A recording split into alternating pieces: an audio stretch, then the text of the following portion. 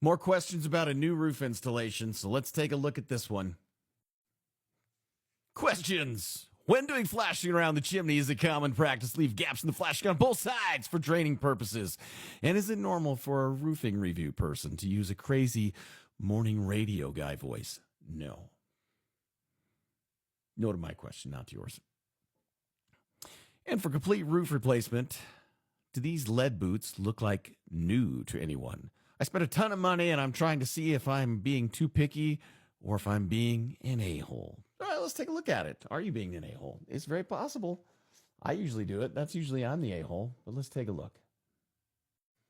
Okay, so here's your chimney. Again, this is, yeah, you can see a little bit of the step flashing down here. I don't have a problem with that. Okay.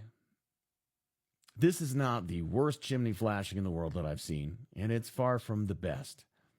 That being said, that uneven stone like this, that stuff sucks to deal with and try to make look pretty. You almost have to have it gapped out a little ways from there.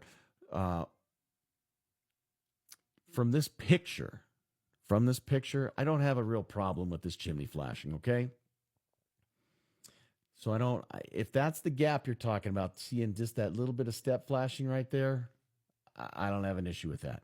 Now, if there's a gap from the shingles out from there, well, that's a huge debate in the roofing world because a lot of people will say there have to be a gap. There have to be a little half-inch runner for water to drain. Well, water drains.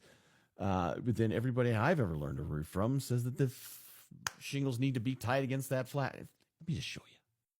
Okay, so here's your shingles. Pretend my neck is your chimney. Here's our step flashing.